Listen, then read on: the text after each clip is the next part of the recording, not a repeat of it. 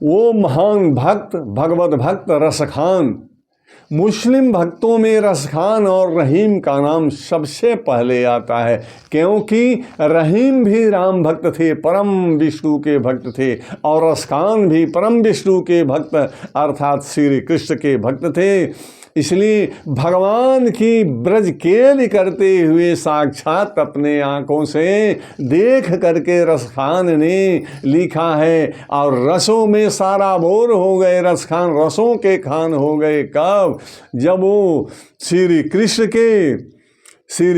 के दर्शन किए, और जब दर्शन किए और उनके लीलाओं में रसों में जब सराबोर हो गए, तो जही राम रस लागत नीके, जही राम रस लागत नीके, नवरस खटरस और सबई रस सबई लागते फीके, जही राम रस लागत नीके।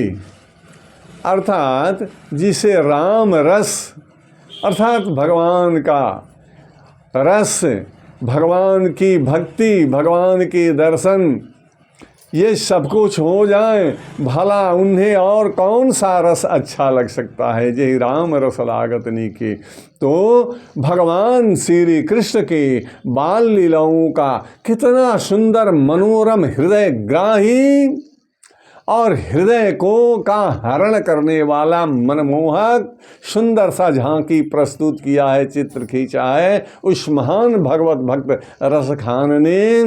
कहते हैं कि हमारे श्याम सुंदर कैसे लग रहे हैं बाबानंद यशोदा के आंगन में, जब उनका नंग धड़ंग शरीर, बालक स्वरूप जब धूरे से लथपथ है, धूल से लथपथ है, मीठियों से लथपथ है, तो कितना सुंदर भगवान लग रहे हैं। रसखान कहते हैं कि धूरी भरे अति शोभित श्याम जू, तैसे बनी सिर सुंदर चोटी, खेलत खात फिरे अंगना, पग पैजनी की पग पीर कछोटी, बाछबी को रस खान बिलोकत, बाछबी को रस खान बिलोकत, वारत काम कला निधि कोटि, काग को भाग कहाँ कहिए, काग को भाग कहाँ कहिए, हरि हाथ सो लई गयो माखन रोटी, काग को भाग कहाँ कहिए, हरि हाथ से लई गयो माखन रोटी। क्या ही सुंदर वर्णन किया है रसखान ने।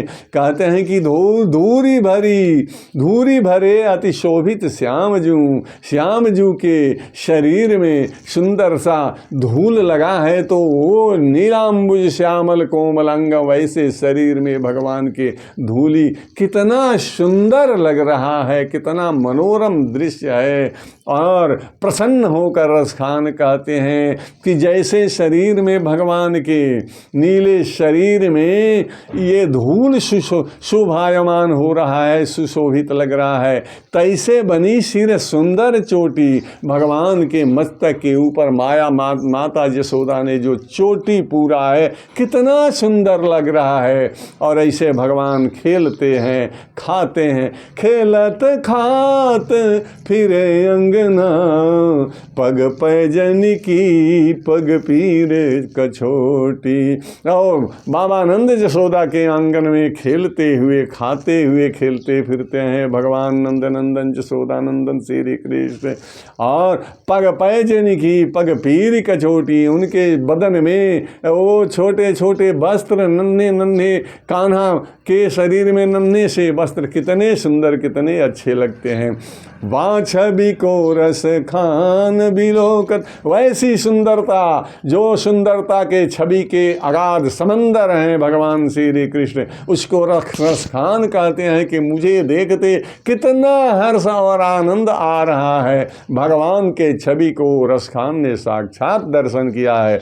बाछबी को रस खान बिलोकत वारत काम कला निधि कोटि। कहते हैं कि उस छवि को निहार करके करोड़ों कामदेव लज्जित हो रहे हैं। सबको त्याग देना चाहिए जिसने श्री कृष्ण का एक बार दर्शन किया। और कहते हैं अंत में कि काग को भाग कहाँ कहिए, हरि हाथ सुलई गयो माखन रोटी। रसखान कहते हैं अरे उस काग के भाग तो देखिए, उस कौवे का कितना भाग्य है, कितना भाग्यशाली वो कौवा है जो माखन रोटी आंगन में भगवान खा रहे हैं। उस जुट्ठन को अपने चोंच से पकड़कर भगवान से छीन कर भाग रहा है। धन्य है उस काग के भाग। बोले श्री कृष्ण भगवान की।